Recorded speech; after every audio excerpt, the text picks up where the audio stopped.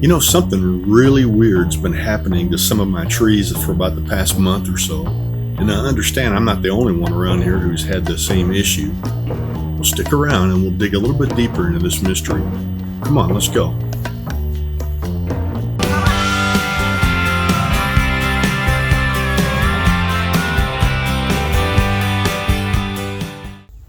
Hey, how you doing today? I'm Rick Bickling. On this episode of the How Do Gardener... What?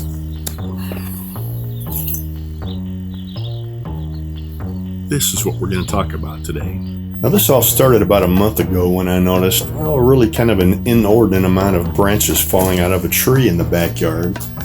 Now, branches are always falling out of a tree. Now, there's nothing really unusual about little branches falling out of a tree in the backyard. You can usually attribute it to high wind, a storm, squirrel damage, just about anything. But what made this unusual was, number one, the really inordinate amount of branches that were falling, and number two, the similarity in all of them. Now you can see I've stacked up the ones I picked up today. They're all about 1 to 1.5 feet in length, and all of them are right about 9 millimeters or so in diameter. What really made this weird and very much a mystery to me is what you notice on the end of the branch that's been severed from the main branch. Let's take a look. If you look at these, each and every one of them, rather than being roughly snapped off, had been almost surgically severed from the branch it fell from. Not just broken off, but cleanly severed. They don't look like they've been cut off cleanly and then placed in a pencil sharpener.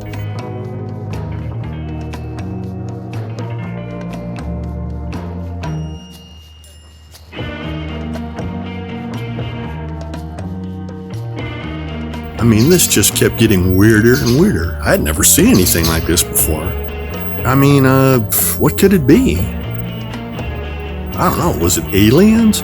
Were aliens secretly abducting my trees, performing some kind of strange test on them overnight, and then returning them the next morning surgically mutilated?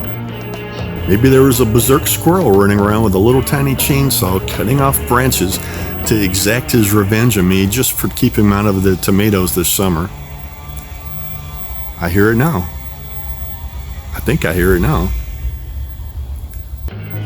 Maybe it's that strange dude who lives in the woods out behind us, messing around with one of those green lasers. I don't know. And then there's that whole 5G cellular thing. I'm pretty sure I saw a new cell tower go up the other day. If only we could harness that, turn it against the squirrels. The more I thought about it, none of those really made sense. Maybe except for that squirrel chainsaw thing. I'm pretty sure I can still hear it now.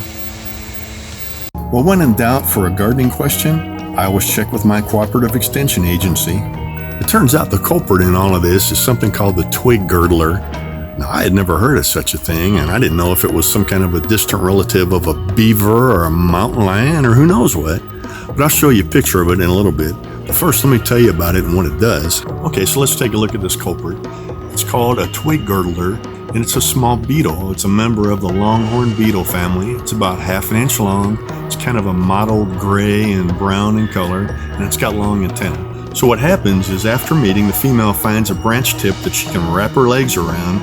They then grab a hold of it and slowly works her way around the branch, gradually chewing a clean-cut V-shaped groove all the way around the branch until that branch tip is just barely hanging on from the main branch. She then chews little notches into the bark and lays her eggs just underneath of the bark. That's crazy that something that small, a little beetle 1/2 inch long, can actually chew through a piece of wood. Wow. The adult Twig Girdler only lives for about 6 to 12 weeks. Now, since that branch is just barely hanging onto the tree, once there's a stiff breeze, it's going to fall to the ground. Now, the eggs hatch about a week or two after they've been laid in that little branch tip that's fallen to the ground. The larvae hatch and then live in and feed on the dead wood inside that branch tip. It turns out that the Twig Girdler larvae can only survive by eating dead wood. They can't survive on live branches. Now in the spring, the small larvae grow quickly and begin chewing their way towards the severed end of the branch tip, eating only the interior dead wood and not the bark. The mature larva then chews out a little pupation chamber at the end of the severed branch tip, seals itself in, and eventually emerges the following summer, starts the cycle all over again. Now there's really no way to control the adult twig girdler. The best you can do is to control next year's infestation. Just pick up all of the fallen twig branches, put them in your garbage and get rid of them. Although I suppose if you do have a sadistic bend towards insects, you could burn them or run them through a wood chipper. I just put mine in the garbage can and threw them out. Now the good news is they're not harmful towards humans, although I really don't think I'd want one chewing on me. And other than aesthetic purposes, twig girdlers aren't really that harmful to trees. Although for pecan growers, enough branch tips get chewed off it can significantly reduce pecan yields. You know, one of the best ways to make sure your trees, plants, and shrubs survive and thrive is planting them in the right amount of sunlight that matches what they need.